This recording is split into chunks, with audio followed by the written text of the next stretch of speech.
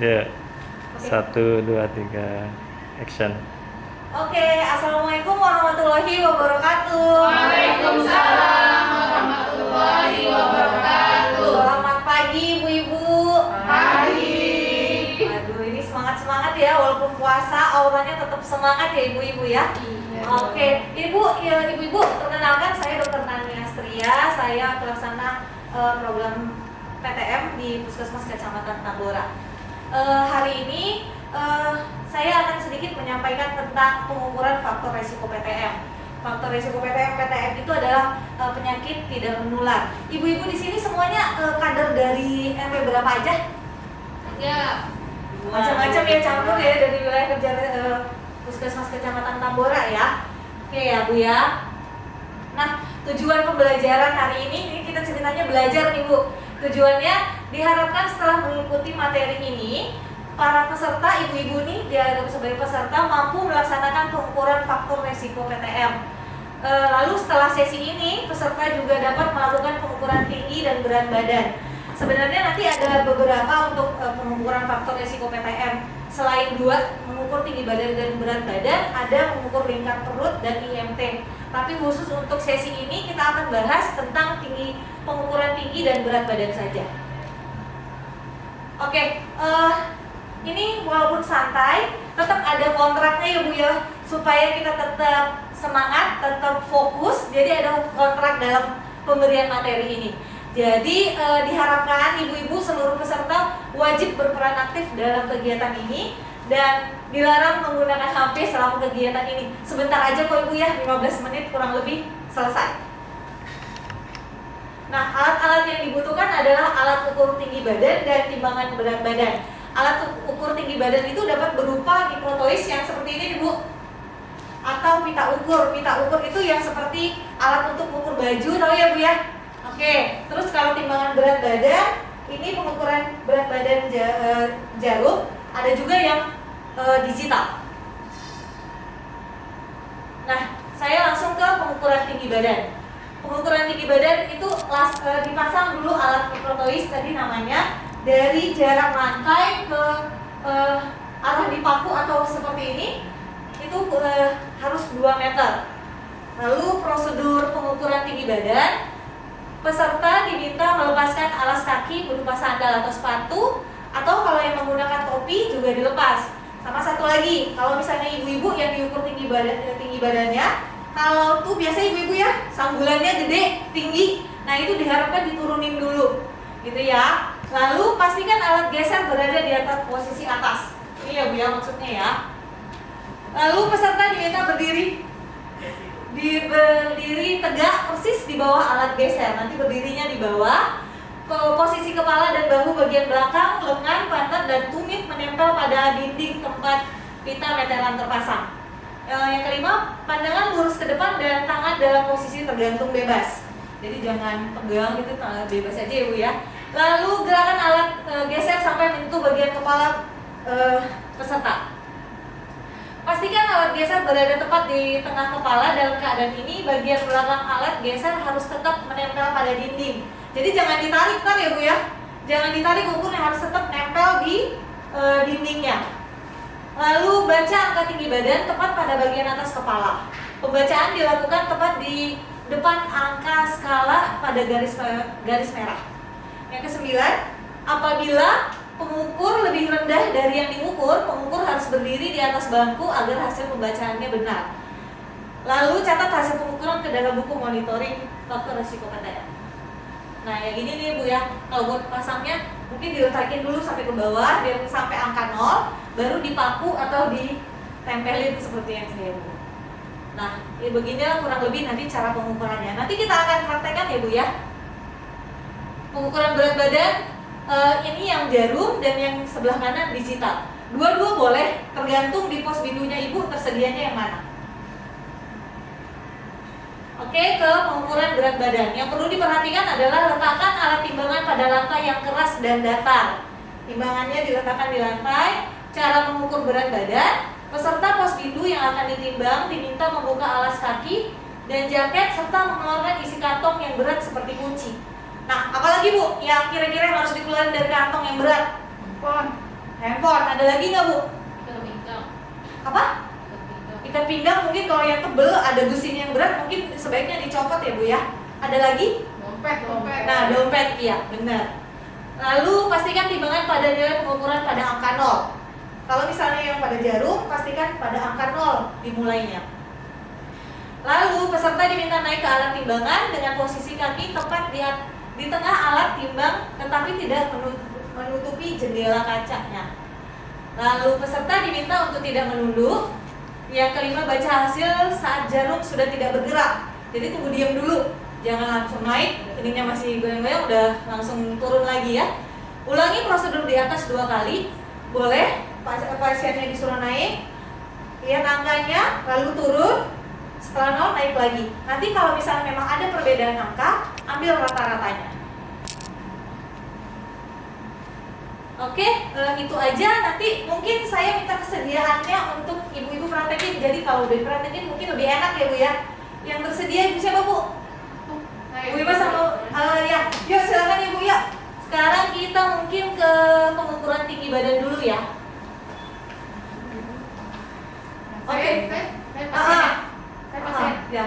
Siapa yang jadi kader, siapa yang jadi pasiennya nih Bu? Timbang dulu ya Ibu ya. Ya, ini sudah angka 0 ya Ibu ya. Itu berat badannya 56. Ini coba kita lihat tingginya ya Bu. Lurus ya Bu ya.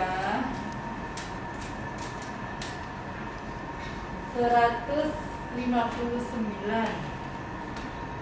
Oke, gitu ya.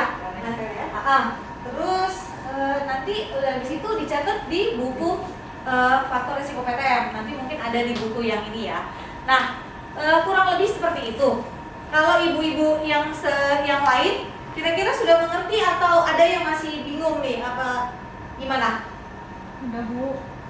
Cukup jelas? Bu, itu Ya. kalau ada konde gimana tuh Bu? Nah, kalau yang tadi pakai kondenya pada saat mengukur tinggi badan, ditarikin dulu, diturunin dulu, jadi supaya pengukurannya tetap di atas kepalanya. Oke, ada lagi? Bu, kalau nggak pakai itu, misalnya kayak pakai ukuran yang ukur baju, ukur tingginya gimana tuh Bu? Diukur berdiri, tetap berdiri, terus diukur dari bawah sampai ke kepala. Ukurannya ditempel atau gimana Bu? Sebaiknya nempel di dinding supaya nggak bergerak-gerak ya. Itu digunakan juga pada saat yang emergency banget gitu ya. Hampir rata-rata sih setiap pos bindu udah punya meteran sih ya. Tapi kalau misalnya tiba-tiba nggak ada gitu ya, boleh digunakan. Nanti kalau misalnya dalam pencatatan boleh dibuat keterangan pakai pita meteran gitu di catatan tingginya. Jadi sewaktu misalnya di pos bindu berikutnya, kalau misalnya kita kurang yakin gitu ya karena pita meteran kan agak ribet ya, nanti boleh kita ukur kembali. Nanti dibuat di keterangannya. Oh, kalau untuk bacanya nih, saya kan misalkan naik, terus saya pas saya berdiri di mana nih? Misalkan saya sebagai kadernya, misalkan kan pasien ada naik nih, saya supaya mau baca hasilnya itu. Nah, itu dia ya. Yang satu tadi sebenarnya udah bagus banget nih. Yang poin catatan penting adalah ketika kita mau membaca hasil timbangan, sebaiknya kita berada di depan pasiennya, bukan dari samping atau bukan dari arah yang berlawanan gitu, karena pembacaan hasilnya bisa rancu gitu karena agak miring nih bacanya gitu. Jadi sebaiknya kita membacanya tepat di depan pasien. Sama juga nih pengukuran tingginya tadi, tepat di depan pasien kita baca. Jadi jangan dari kiri atau kanan. Jadi hadap-hadapan ya. Nah, gitu benar. Oke, ada lagi kira-kira yang mau dipertanyakan? Ada? Kalau nggak ada saya mau tanya. Ayo, kira-kira ada yang mau nanya atau saya mau tanya? Udah pada mengerti atau belum? Oke. Nah, udah ngerti semua ya? Berarti coba saya mau tes ini dulu ya. Udah paham belum nih? Coba tadi kalau misalnya diceritain aja deh secara teori nih, apa yang dilakukan pada saat mau pemeriksaan tinggi badan? Coba Bu Vita. Yang pertama disiapin dulu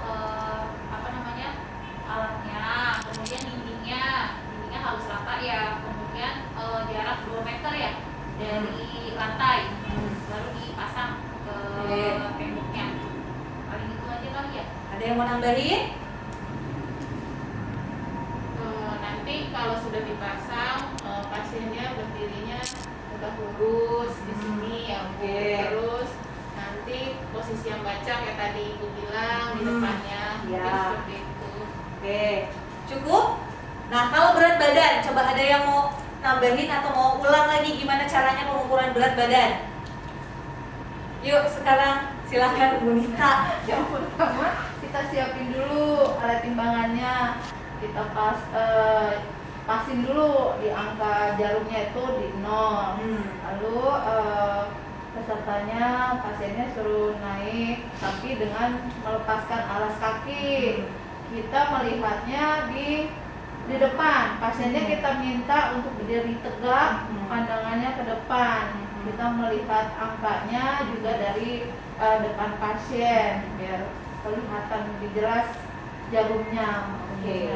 Oke. Jadi tidak boleh dulu. Oke, bagus. Ada lagi nggak Bu? Berarti nyampe nih semua ya, apa yang saya sampaikan barusan semua nyampe ke ibu-ibu. Mudahan nanti dalam prakteknya di lapangan ibu-ibu udah gampang dan pemeriksaannya benar nih secara teori dan pelaksanaannya. Nah, coba saya tanya. Nah, Bu, boleh nggak kalau misalnya timbangannya diletakinnya nggak di atas lantai? Boleh nggak? Jawabannya apa? Misalnya, pos bidunya ada karpetnya nih Bu, karpetnya lumayan tebel nih. Karpetnya dari Turki misalnya. Boleh nggak?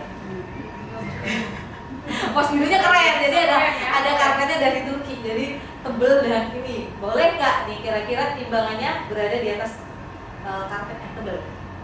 Enggak kayaknya Bu. Enggak. Goyang-goyang, kalau tebel gitu nggak kayak goyang deh Bu. Oke. Yang kita coba kayak. Iya benar ya. Jadi sebaiknya tetap timbangan itu di atas lantai. Kalau misalnya gimana Bu, ini pos bidu kita ada karpetnya, sebaiknya karpetnya dilipat dulu, gitu. Jadi supaya hasilnya tetap sesuai standar, gitu. Timbangannya nggak terpengaruh atas di bawah. Oke? Cukup?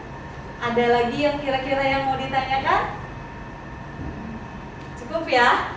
Oke, saya rasa itu saja yang bisa saya sampaikan. Semoga bermanfaat. Saya mau kasih pantun nih Bu atas partisipasinya semua supaya Ibu makin semangat pulangnya nanti habis dari sini ya. Nanti kalau saya sampaikan satu kalimat Ibu bilang jawab cakep, oke? Jalan-jalan ke Surabaya. Cakep. Jangan lupa memberi makanan. Cakep. Cukup sekian presentasi saya. Cakep. Jika ada yang salah mohon dimaafkan. Terima kasih. Assalamualaikum warahmatullahi wabarakatuh.